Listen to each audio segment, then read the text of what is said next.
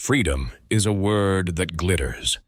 We dream of it, fight for it, and cling to it as the ultimate prize of being human. Yet, if you look closely, freedom is never as simple as it appears. For every choice we gain, a shadow follows. Every door we open quietly closes another. The paradox is this: the more choices we have, the less free we often feel. Think of walking into a forest path at dawn. The air is crisp, the ground soft with fallen pine needles, and ahead of you the trail divides into 5 directions. At first, this feels like pure possibility, a gift. But soon your mind begins to weigh. Which path is the longest? Which has the best view? What if one leads to danger and another to beauty I'll regret missing? Suddenly, what began as freedom feels like a trap of hesitation. You are free to choose, yes, but that very freedom has burdened you with doubt. This is the strange shadow of freedom. Every yes requires 1,000 hidden no's. To say yes to one career means no to countless others. To say yes to one partner means no to every other possibility. And so, behind the shining face of choice, there is always a ghost, the unchosen life. We rarely speak of this ghost, but it follows us in every major decision, whispering, "What if you chose differently?" Alan Watts once observed that our culture confuses freedom with control. We imagine that to be free is to maximize options, to stand above life like a chess master moving pieces at will. Yet the irony is clear. The more we treat freedom this way, the more enslaved we become to anxiety, indecision, and regret. So here lies the paradox that will guide our journey. Freedom is both a gift and a weight, both a light and its shadow. True liberation may not come from multiplying our choices, but from learning how to live fully with the choice before us. And so the central question emerges: what happens when we stop fearing the shadow of freedom and instead learn to walk with it? Several years ago, a friend of mine named Daniel walked into an electronics store to buy a new television. That was all he wanted, a simple TV to replace his old one. But when he arrived, he was greeted by a towering wall of screens, 50 different models, all shining, all playing the same colorful demo reels. At first, Daniel felt exhilarated. So many options. Surely he would find the perfect one. But as the minutes stretched into hours, his excitement turned to exhaustion. He compared screen sizes, debated over 4K versus 8K, weighed whether a higher refresh rate was worth the extra cost, and agonized over features he didn't even understand. By the time he left, receipt in hand, he looked defeated. A week later, when I asked him how he liked his new TV, he shrugged. "It's fine," he said, "but maybe I should have picked the other one. Or maybe I didn't need one at all." This is the quiet torment of modern freedom. It isn't the lack of choice that makes us uneasy, but the burden of too much choice. The store promised Daniel liberation, the power to select exactly what suited him. But what it really delivered was a lingering dissatisfaction, a fear that he had chosen wrongly. We've all lived some version of this, standing in a supermarket aisle faced with 40 brands of cereal, scrolling endlessly through streaming platforms, paralyzed by the abundance of shows. Even choosing a career or a relationship often feels like this. The awareness that each decision closes more doors than it opens. What's striking is that the real suffering didn't come from making the wrong choice. It came from the idea that a perfect choice existed, and that he had failed to find it.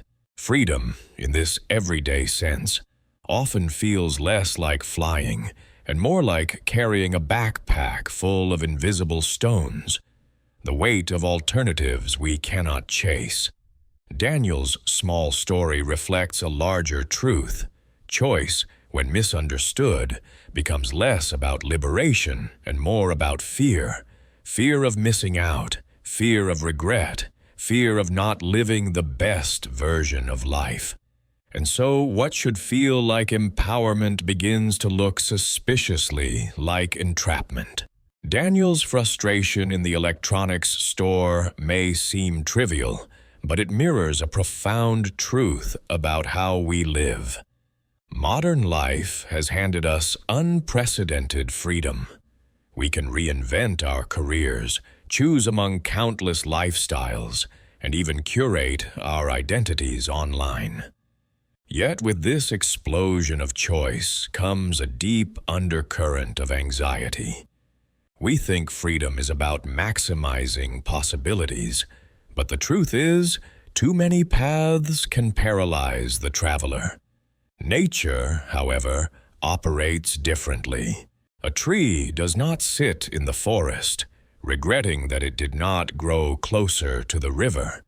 A river does not pause to wonder if it should have flowed north instead of south. Their freedom is not found in endless alternatives, but in fully embodying the course they are already on. Alan Watts often reminded us that choice is the act of limitation.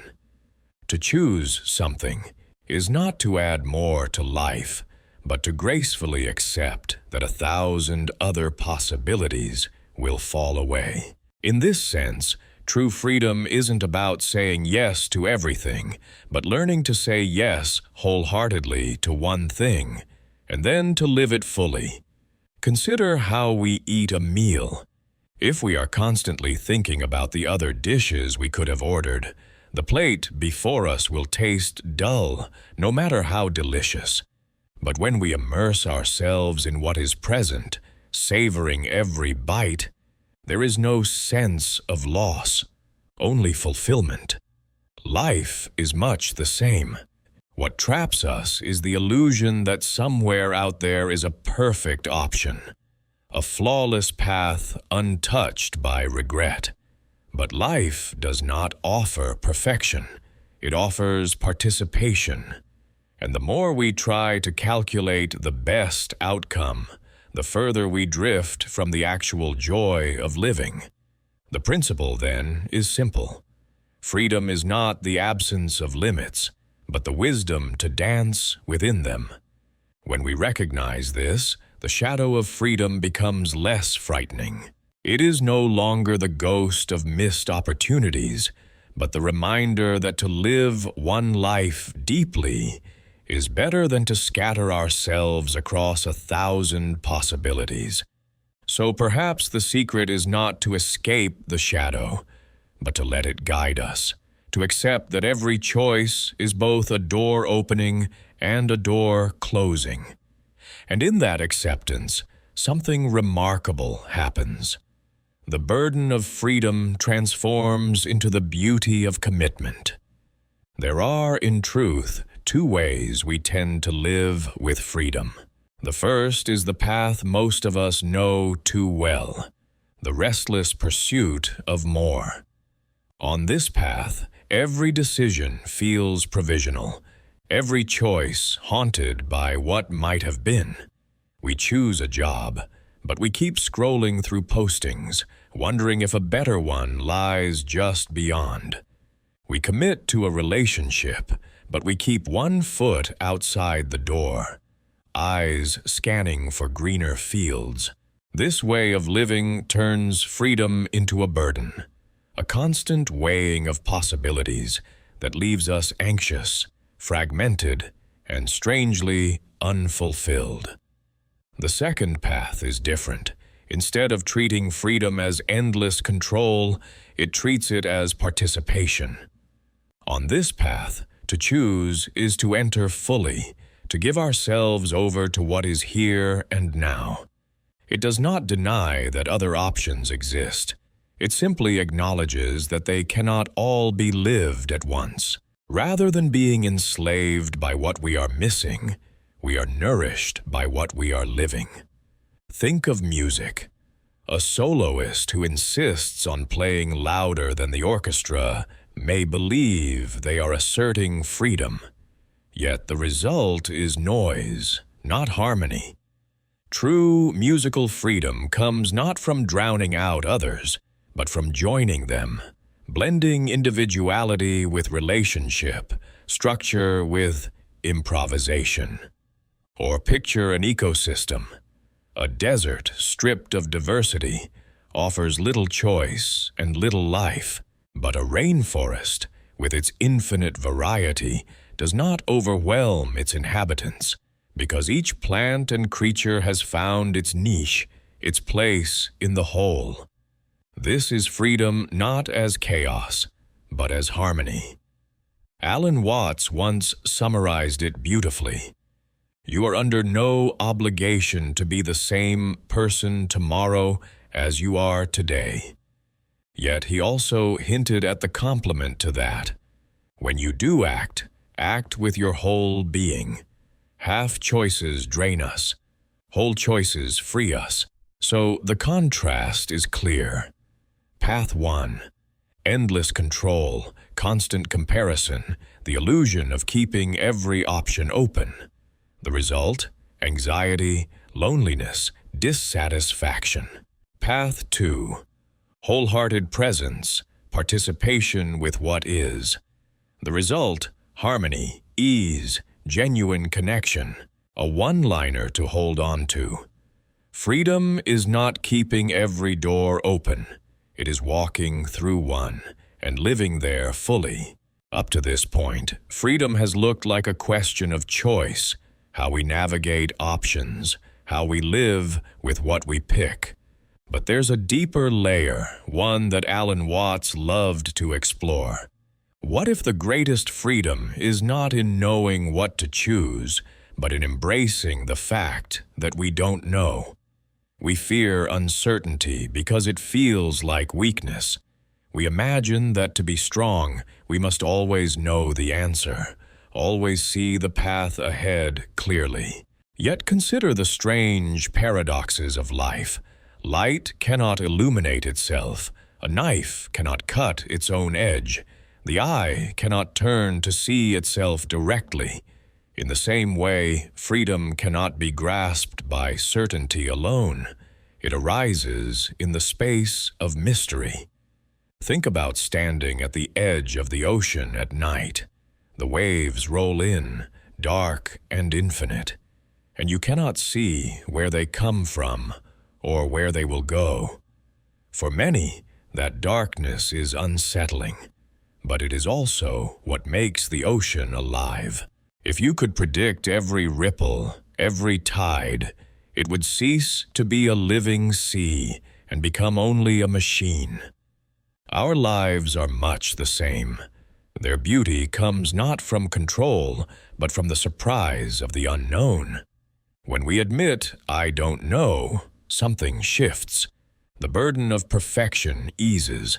The frantic search for the right choice relaxes.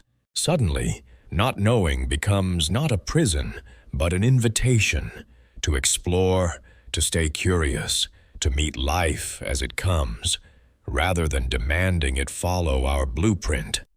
Alan Watts often pointed out that mystery is not an obstacle to freedom, but its very foundation. Because if everything were predetermined, freedom would be an illusion. And if everything were completely predictable, life would be unbearably dull.